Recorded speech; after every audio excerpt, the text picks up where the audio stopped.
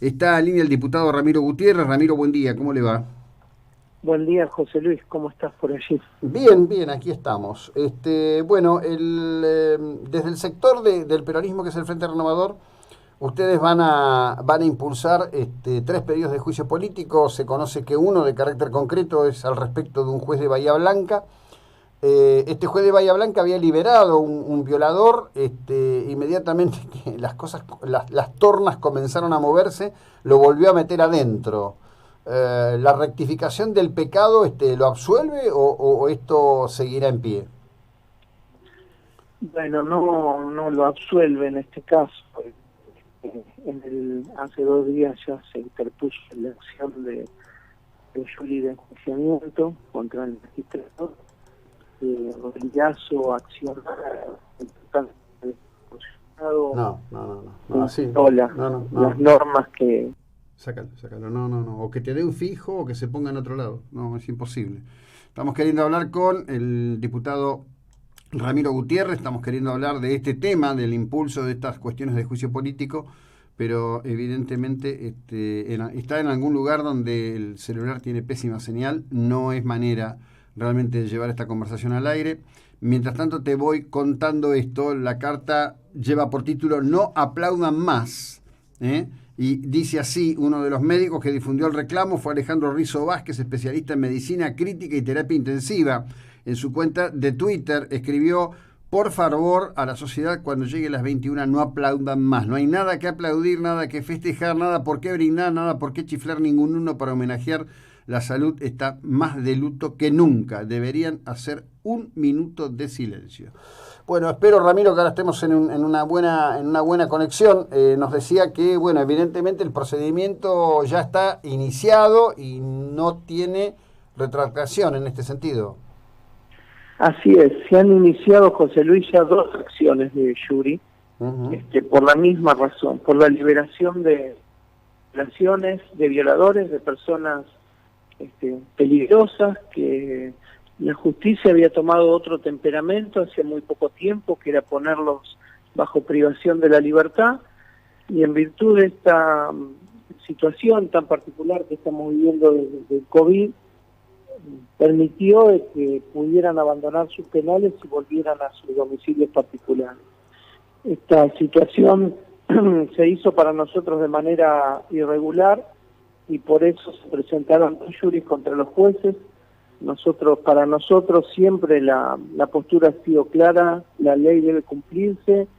En los procesos penales hay una víctima, y la víctima es la generadora del proceso penal, José Luis, Uh-huh. porque hay un hecho que la lesionó, la lastimó, luego el proceso avanza y se olvidan de la víctima. La víctima queda en ese primer momento fundacional, pero luego es olvidada, y toda la atención del proceso penal, todos los derechos se ponen en el imputado. Uh-huh. Nosotros entendemos que cambió el paradigma, que hay una ley, que es la Ley Nacional de Víctimas, que obliga a que cada vez que se tome una decisión que afecte los derechos de la víctima hay que notificarla antes y debe ser escuchada. Esa es una garantía constitucional que tienen las víctimas. Esto nace de un artículo que está en el Pacto de San José de Costa Rica también, el artículo 8, que establece que toda persona en los procesos penales tiene derecho a ser oído. En principio este derecho solo estaba para la persona que había cometido el delito, pero la Ley Nacional de Víctimas lo amplió, y bueno, ya hay fallos que lo están respetando. Mar del Plata ha sido pionero con el fallo jurado, donde la Cámara de Mar del Plata revocó una decisión de un tribunal de primera instancia que había dispuesto también una medida, un beneficio, una. Y la Cámara fue contundente, dijo que se había violentado el derecho a ser oído de la víctima. Así que estamos en esta situación. Hay un cambio de paradigma. La justicia debe entender que hay una silla más en el proceso, que esa silla es de la víctima y que tiene derecho a participar. Es un proceso lento, esto hay que entenderlo. Hace 2 años que está la ley. Ha habido todo un sistema que durante muchos años transitó solo dándole derechos al imputado. Ahora esto debe empezar a cambiar. y lamentablemente esta situación de pandemia permitió que se abrieran las puertas de muchas causas penales y volvieran a la sociedad civil o a su domicilio sin ningún tipo de control delincuentes peligrosos, que además rompen todo el trabajo anterior que la misma justicia. Sí, claro. Una víctima había denunciado, la policía lo había atrapado, los testigos con valentía habían ido al proceso y habían dicho lo que pasó. Son casos aberrantes, son violaciones de menores, de nenas con retraso madurativo, de violaciones intrafamiliares, cosas muy lamentables y que tienen que tener una retribución justa. Y bueno, los jueces ya habían dispuesto que tenían que estar presos. Algunos estaban presos en el jury que entró anoche. El violador estaba preso en un penal de máxima seguridad, que es el penal de Sierra Chica, en Azul, donde estaba Robledo Puig, para que te des una idea de lo que significa ese penal. Bueno, lo trasladaron en horas a un domicilio particular, sin ningún tipo de control electrónico, disponiendo que la policía pasase de vez en cuando a rondín, y en el domicilio ahora, donde lo mandaron además hay menores.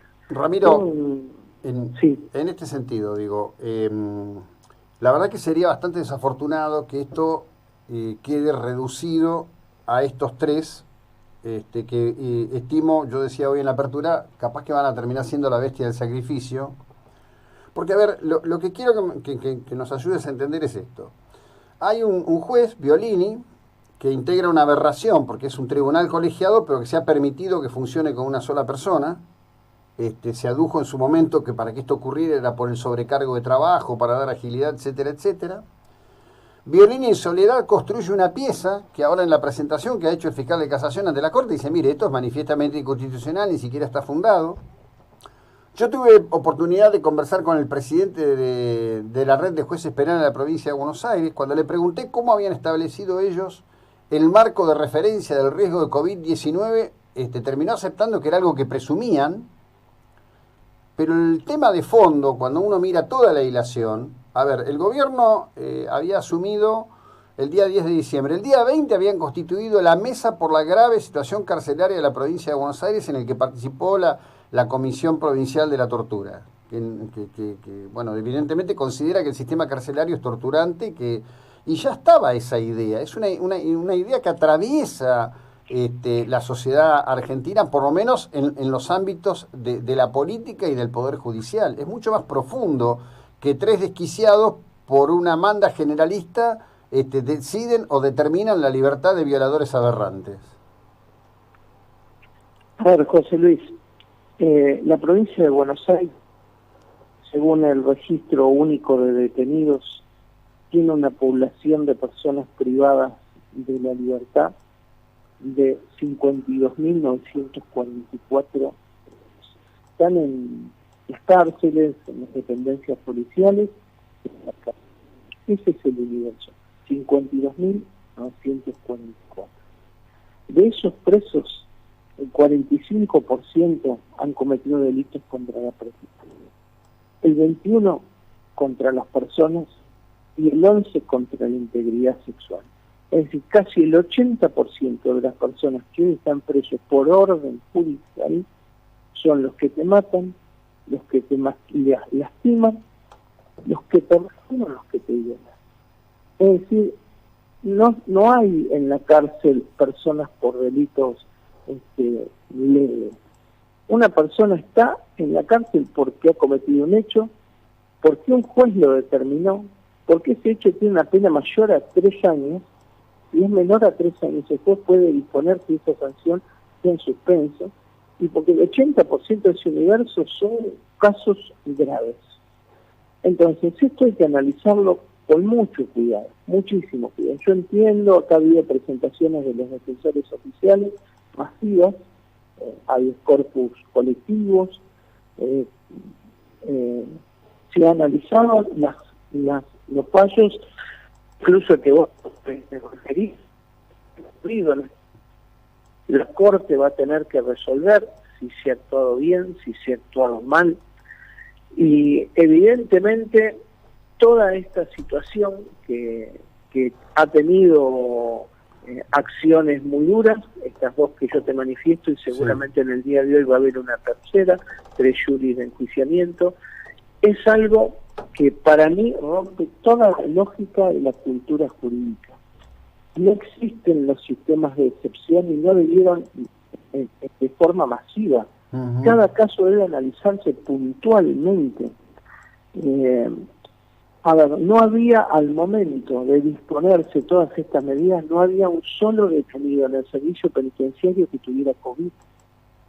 No había este riesgo ni esta urgencia. Había hecho un esfuerzo muy grande el sistema penitenciario para mantener la salubridad dentro de los penales.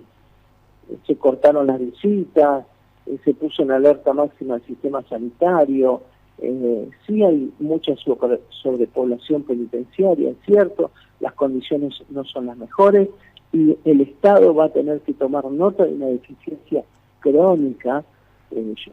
Hay cárceles de 140 años, mi ciudad Dolores tiene una cárcel de 143 años. Evidentemente, terminada esta pandemia, los presupuestos nacionales y provinciales van a tener que contener el dinero suficiente para empezar a la construcción de los penales con condiciones dignas para quienes allí están alojados, para que el juez pueda derivar con tranquilidad y también para que se pueda dar el tratamiento penitenciario que se necesita.